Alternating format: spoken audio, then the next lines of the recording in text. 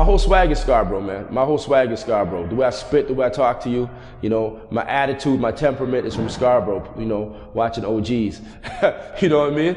And it's a good feeling. That's a good launching pad for who I am as a person, as an MC as well.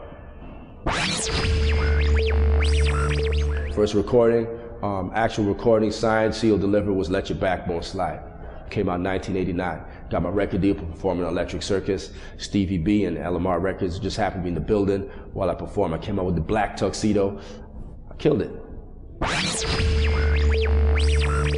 I was working at Parkway Mall, and my man Richard Small used to tell me way back in the days, your rhymes are too fresh to call yourself MC Fresh Wes. You need a title. So one day I was working at Parkway Mall, security guard, writing my rhymes, I was working the graveyard shift. And then one of the stores was Tuxedo Royale, man. Then I saw that and I was like, yo, I remember what my man Smalls was telling me. I need a title. So I go, yo, Maestro Fresh Wes. That's my title, son. And that was it. I remember telling girls like, yo, my new name is Maestro Fresh Wes. I remember this girl I was chopping, she was like, I told her that, and she just dropped the phone laughing. And I remember her telling her sister, yo, he's calling himself Maestro Fresh Wes, like laughing, like it was funny, like making fun of me, like it was like cornball or whatever like that. But then it stuck in people's skin. The mice is nice, you know what I mean? So it's a good feeling still, man. Without Missy, there'd be no me. Understand what I'm saying? That's Missy me right there. Understand what I'm saying? All I did was follow everything she did. I just did it my way, you know? Making records, she made records. I said, let me do this too. If she can do it, I can do it too. Not being chauvinistic, but if she could do it, I can do it, you know? Then she started doing television, for acting. Then I saw Missy on Drop the Beat. She's a lead on a TV series on CBC. So when I got into acting, I followed Missy too. I just, you know, I just did what she did. I just did it my way, you know?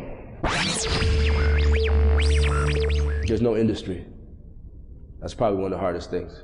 People want to make pretend that there's an industry, but it's not, because there's never been once when you have like a group of artists selling substantial units at one time. You never had. It's either me, then 3 years later it's Dream Warriors, 5 years later it's Shot Clear, 8 years later it's Rascals, 2 years later it's Smaller Members, 5 years later it's Drake.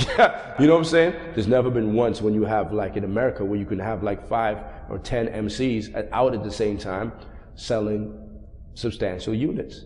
That's the industry. We don't have an industry. But guess what? We got one of the best scenes, hip hop scenes, anywhere. And that's real to me. Artists don't really talk about this. But when you have a hit record, it affects you psychologically. You know what I'm saying? It really messes with your head when everybody's feeling you. You know what I'm saying? Then all of a sudden, nobody's feeling you. It's like, there was a movie called Magnolia. And there was this dude, what's my man name? Macy. William H. Macy played super whiz kid Donnie Simpson or something like that, B, who was like a brainiac whiz kid when he was 8, but he never grew out of that, man. Because the euphoria he received from what he did as a youth, he couldn't shake that. I remember when Backbone Slide came out, I didn't feel myself. I did not feel myself because Canada's never seen nothing like this before, man.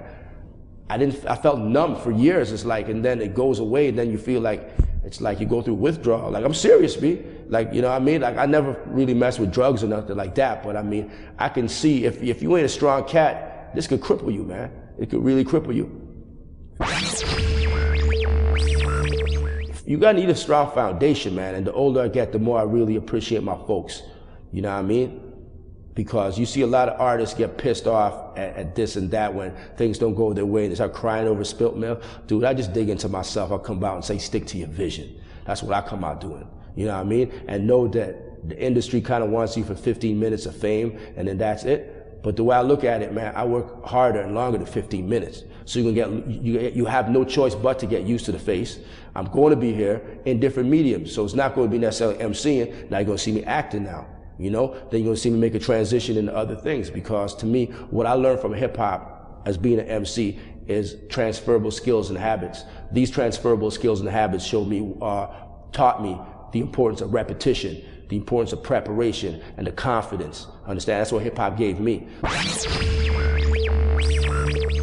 If I didn't have Stick to Your Vision, people might have tried to say one hit wonder and forget about all the other work that's been done. But because Stick to Your Vision came out 10 years after Let Your Backbone Slide, you kind of remember, like, wait a minute, he had certs, he had fine-tuned the mic, he had all those joints, he had conducting things, you know what I mean? And it kind of was a nice 10-year summary. I'm just a big Guess Who fan. And I remember being a kid hearing These Eyes. And it just resonated with me. And if I could just put these words together and talk about what we see in our vision and what we do, and it's okay to fall, because you're going to get back up. At the end of the day, you're going to get back up. And that's what I did. And that's why I said stick to your vision, no matter what. And when I say stick to your vision, doesn't necessarily mean you stick to one thing. That means whatever you do, good ain't good enough. You strive for greatness. I don't want to say it's great, because it's bigger than just great, man. Canadian hip hop is the future of hip hop. That's what's up.